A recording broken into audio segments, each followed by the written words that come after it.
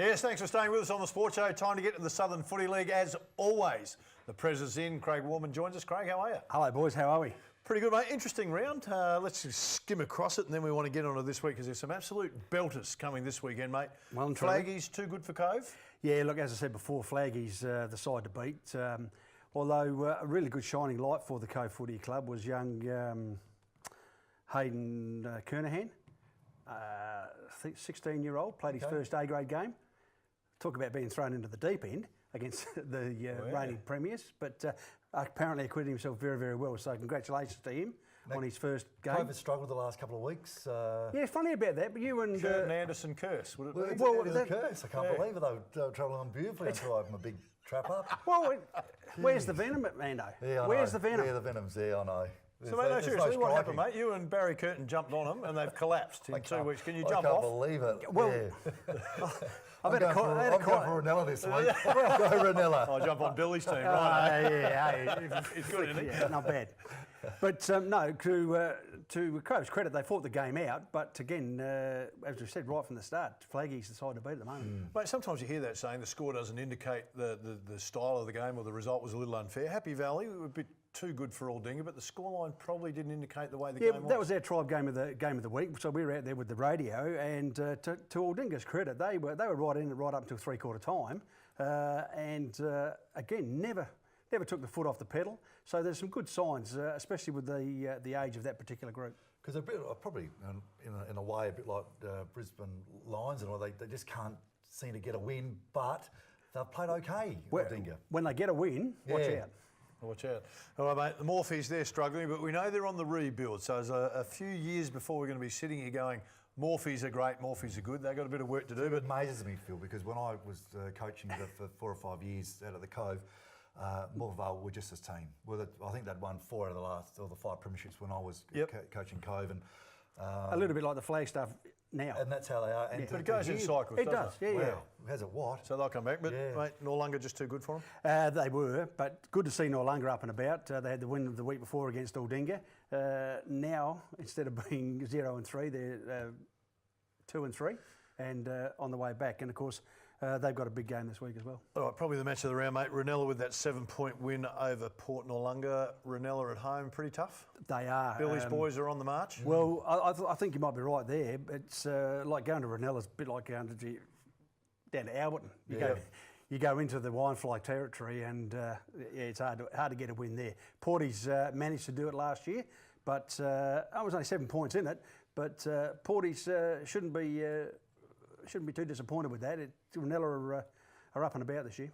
All right, let's have a look at this week's games because there are some beauties, mate. Aldinga up against Port Noarlunga. Both teams coming off a loss at Aldinga. So home advantage to Aldinga or no, well, you'd probably tip Porty's in this one, but bear in mind, we had this game last year and Aldinga almost stole it. It was only a 5-minute burst by Porty's. Because it's a difficult ground to play down at Aldinga, especially since they've cut all the pine trees down. Once the wind starts blowing there, it could be anybody's game. But Porty should account for Aldinga. Right, Christie's Beach, second. They're on a roll, Christie's. Noarlunga are fifth, they have. They both, well, Christie's coming off a bye, so they're pretty fresh at the moment. Well, Noarlunga had a good win. It's at Christie's Beach. I'm going to stick with the Saints in that one. They just seem to be a little bit more settled than Noarlunga. So they've recruited well. They've got a couple of blokes from Morphettvale that have drifted across. They fitted in really well. The whole club at Christie's Beach is doing well at the moment, isn't it? Well, it is. They're up and about. They've got their women's going really, really nicely as well. And we've had Layla and Nikki Gore in the last couple of weeks. So it's a real buzz down there at Christie's at the moment. And bear in mind, they haven't been in this sort of position for quite a few years. And what at Morphettvale versus Happy Valley at the Vale, that'd be a tough game. It will be a tough game. 8th versus 7th, so pretty important for both teams. If Morphettvale were going to win one, you'd think. Yeah. But again, seeing Happy Valley last week, they played some pretty good football as well. But sometimes you just need that win, don't you? You know, it was a tough game last week. It was. You said against Aldinga, but you'd expect the Happy Valley to win it. But when you do get that that win and you go into the rooms after the game, they're right. Who we got next week? And the word around the traps is that Morvale are working pretty hard, but I still reckon this one the Valleys might get over them. All right, Ranella sitting third spot, Cova in fourth. It's at Ranella. Billy's got the boys up and about, so I'm back on Billy's team. He knows I'm with him. Come on, Ranella. Oh, no, we don't want Ando. Jump Come off, on, mate. Ranella. We want Ando to stick with Cove, and we know everything's looking a whole lot better. Exactly. Hey, can we get on to Kurtz as well? Because he's as much to blame in this, I think you're right too. this scenario as well. But look, as I said, Ranella up and about. Joshy Vic's got them moving really nicely. They've got a lot of young kids that have tried their hand down at South. Didn't quite make the grade there, so they're back. Probably got two of the best ruckmen going around in the competition, so that gives them a decided advantage. Yeah, look, Brett's doing a good job down at Cove. They've been there or thereabouts. And as we mentioned a couple of weeks ago, 73 scoring shots against Christie's and still lost pretty comfortably. So Ranella, at home, I reckon, might just get the chocolates. Ranella, mate. Not a good time to be heading over to Kangaroo Island the last couple of days, mate. 3 metre swells, but the association, Kangaroo Island and stuff, not too far away. How's it building? It's building very nicely. As we mentioned, we've got 3 games over there on the island, and it's our way of promoting ourselves on the island as they are part of our Southern District's combination. Well, yeah, we've got an under 14 under 14 girls going across to play their under 15, under 16 team.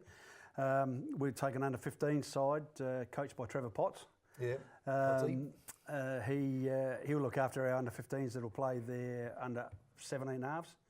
And then the Island Open side will play our under 21s. So basically, straight off the boat, walk straight to the ground, and you start playing. Just about. Just about. It's 400 metres. It's 400 metres up the road, off the ferry. Get your legs while you can, and then you're on to Penashore Oval.